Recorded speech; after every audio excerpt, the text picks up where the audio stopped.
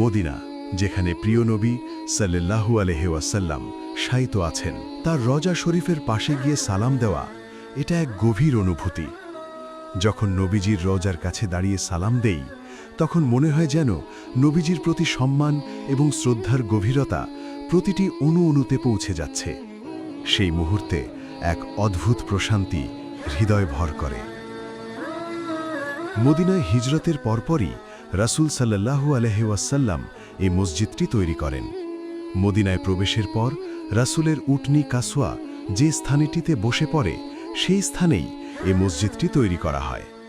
জমির মালিক তৎকালীন মদিনার বাসিন্দা দুই এতিম বালক সহাল ও সুহাইলের কাছ থেকে 10 দিনারের বিনিময়ে এ জায়গাটি কিনে নেওয়া হয়, যা হযরত আবু বকর রাদিয়াল্লাহু আনহু পরিশোধ করেন।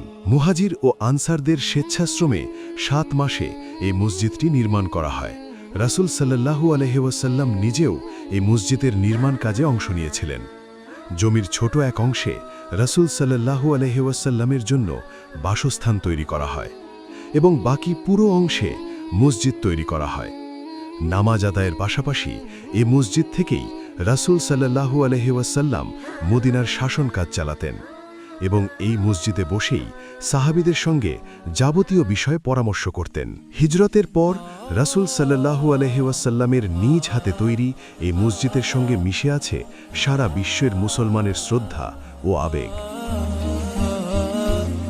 আব্দুল্লাহ ইবনে উমরের বর্ণনা অনুযায়ী রাসূল সাল্লাল্লাহু আলাইহি ওয়াসাল্লামের যুগের মসজিদের ভিত্তি ছিল ইটের, ছাদ ছিল খেজুরের ডালের এবং কুঠি ছিল খেজুর গাছের কাণ্ডের। 7ম হিজরিতে মসজিদে নববীর প্রথম সম্প্রসারণ রাসূল সাল্লাল্লাহু আলাইহি ওয়াসাল্লাম নিজেই করেন। এরপর 638 সালে দ্বিতীয় খলিফা হযরত উমর রাদিয়াল্লাহু আনহু মসজিদে নববীর সংস্কারে হাত দেন। তবে যেদিকে উম্মাহাতুল মুমিনিনদের ঘর ছিল, সেদিকটা অপরিবর্তিত রাখা হয়।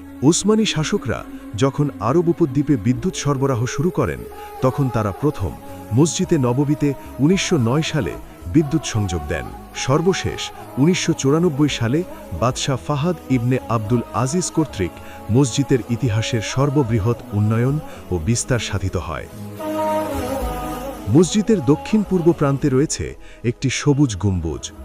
গম্বুজটি নবীর মসজিদের সবচেয়ে গুরুত্বপূর্ণ অংশ, কারণ এই গম্বুজের নিচেই রয়েছে শেষ নবী হযরত মুহাম্মদ সাল্লাল্লাহু আলাইহি ওয়াসাল্লামের রওজা মুবারক। 1279 সালে প্রথম এখানে একটি কাঠের গম্বুজ নির্মাণ করা হয় এবং পরে অনেকবার সংস্কার ও পুনর্নির্মাণ করা হয়। মসজিদে নববীর ভেতরে বেশ কিছু ঐতিহাসিক নিদর্শন সমূহে সংরক্ষিত আছে। রাসূলের কবর, রিয়াদুল জান্নাহ, আসহাবে সুফা, নবীজির মেহরাব ও মিম্বার। মসজিদে নববীর মেহরাব স্থাপত্য সভ্যতা, নির্মাণ শৈলী এবং সৌন্দর্য শিল্পের এক অনন্য দৃষ্টান্ত। প্রথম নির্মাণকাল থেকে শুরু করে সময়ের ধারাবাহিকতায় একাধিকবার সংস্কার ও সম্প্রসারণ হয়েছে। চোখ ধাঁধিয়ে যায় মসজিদের ভেতরকার স্থাপত্যশৈলী আর আলোকসজ্জার দিকে তাকালে। মসজিদে নববীর মেহরাবগুলোতে অত্যন্ত নৈপুণ্যের সাথে খোদাই করে অঙ্কিত ফুল ও বিভিন্ন কারুকার্যের সৌন্দর্য দেখে মসজিদে নববী 1404 হিজরিতে বাদশাহ ফাহাদ বিন আব্দুল আজিজ মসজিদে নববীর মেহরাবগুলোর সাজসজ্জা ও সৌন্দর্য বর্ধন করেন। ইসলামী স্থাপত্য কীর্তির চরম উৎকর্ষতা ও চোখ ধাঁধানো সৌন্দর্য নিয়ে মসজিদে নববী আজ বিশ্ব মুসলিমের তীর্থস্থান হিসেবে দাঁড়িয়ে আছে। এটি একসময় ছিল আড়ম্বরহীন অতি সাধারণ কাদামাটির তৈরি। এটিই ছিল সর্বকালের সর্বশ্রেষ্ঠ রাষ্ট্রনায়ক আমাদের প্রিয় নবী মুহাম্মদ সাল্লাল্লাহু আলাইহি ওয়াসাল্লামের রাজপ্রাসাদ, যে প্রাসাদের সৌন্দর্য ছিল ঈমান, খোদাভীতি এবং ইনসাফ।